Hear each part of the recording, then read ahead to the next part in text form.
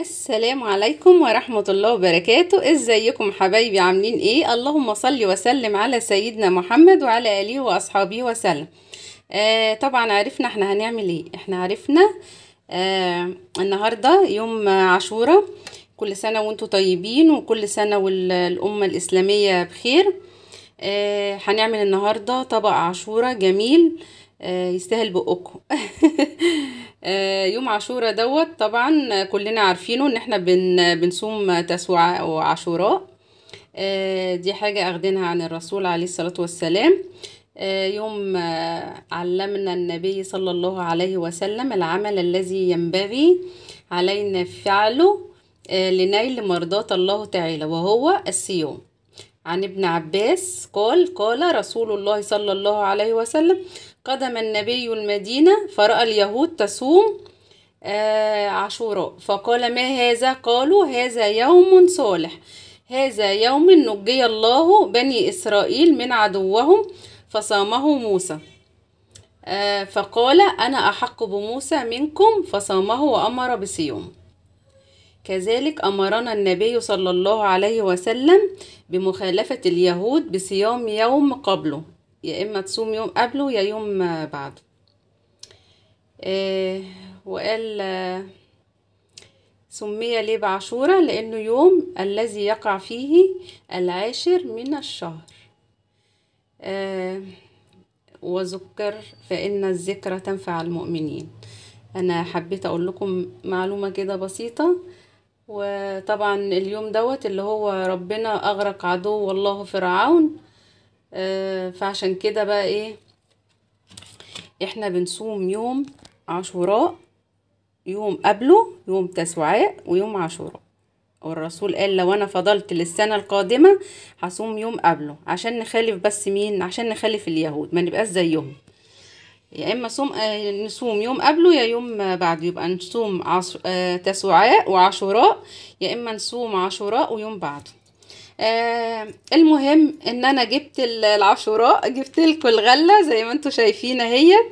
جبتها من عند العطار، ورحت جايه غسلاها حلوه قوي ونقعيها. انا نقعيها بقى من بالليل.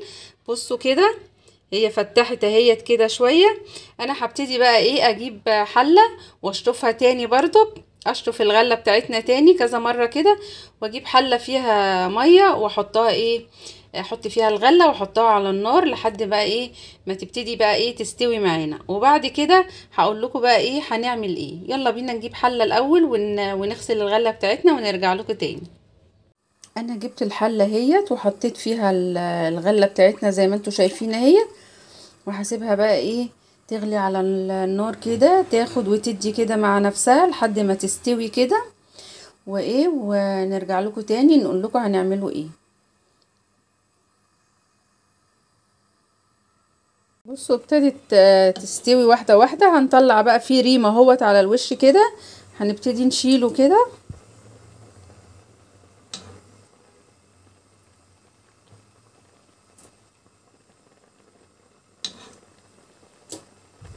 كل ما تعمل ريم هنطلعه كده من على الوش.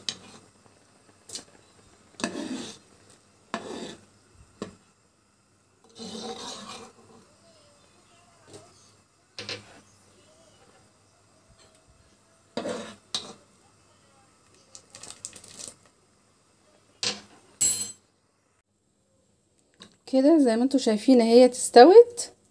هبتدي بقى اعمل ايه، هجيب معلقتين نشا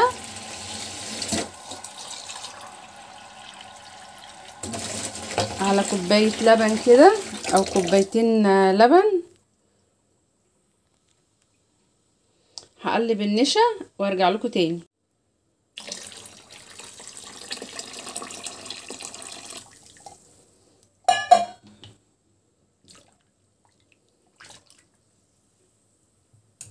عايزه تزودي لبن تاني زودي.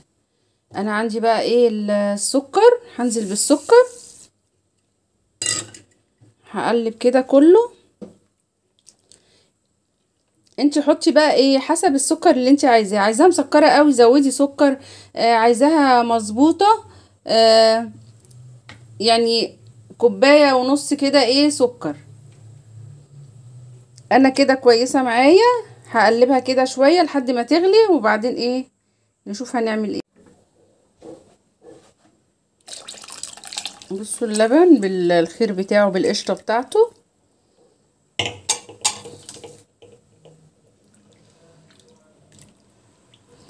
عندك معلقه فانيليا بقى عايزه تحطيها، حطيها تخلي بردك الطعم جميل.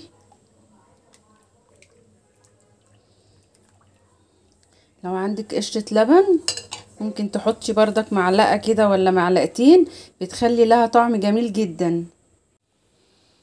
حطيت على وشها بقى ايه، كانت عندي شويه قشطه من اللبن شايلاها في الفريزر، حطيتها لها. هسيبها بقى تغلي غلوايه كده مع نفسها كده، وهروح احضر الاطباق بتاعتي اللي انا عايزه ايه اغرفها فيها. ممكن تعمليها بقى كده بيضه زي ما انت شايفاها كده، وممكن بقى ايه تجيبي كاكاو وتيجي جايه ايه عامله نصها بالكاكاو شوكولاته، او لو عندك نوتيلا بردك ممكن تعمليها كده بشويه نشا على النار، وتحطي فيها ايه بقيه العشوره ديت، يبقى نصها بالنوتيلا ونصها ايه كده بيضه زي ما انتوا شايفينها باللبن كده. يعني في اللي يحبها كده ويحبها كده. انا عملتها قبل كده على القناه نص ونص، بس انا يعني عيالي حبوها البيضه، يعني حبوا البيضه ما حبوش اللي هي بشوكولاته ديت، لقوها تقيله فحبوا اللي هي البيضه. فانا النهارده عاملاها لهم بس ايه عاشوره بيضه كده باللبن بس اهيت. وايه طفينا عليها النار، وحضرنا بقى الاطباق بتاعتنا، وهنروح بقى ايه نغرفها. يلا بينا نغرفها مع بعض. كده غرفناها زي ما انتوا شايفين اهيت. بصوا دلوقتي بقى ايه، لو عايزه تسيبيها ساده، لو عيالك بيحبوها ساده عادي سيبيها لهم كده ساده، ولو بيحبوها بالمكسرات هاتي بقى مكسرات من عندك، اي مكسرات موجوده عندك، سوداني، جوز الهند، زبيب، اي حاجه، وابتدي بقى ايه زوقي الاطباق بتاعتك ديت. انا هروح اجيب عندي زبيب وجوز الهند، هروح اجيب بقى ايه عشان نزوقها كده ايه مع بعض.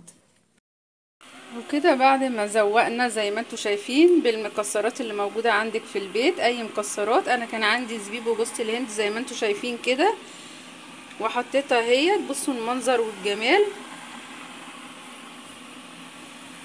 يا رب يكون الفيديو بتاعي عجبكم. ما تنسونيش بقى في اللايك والشير وسبسكرايب، واللي ما شافش قناتي واول مرة يشوفها يفعل الجرس عشان يوصلكم مني كل جديد. والسلام عليكم ورحمة الله وبركاته. كان معاكم منوعات مطبخ ايمون. كل سنة وانتم طيبين، وكل سنة والأمة العربية كلها بخير يا رب. باي باي.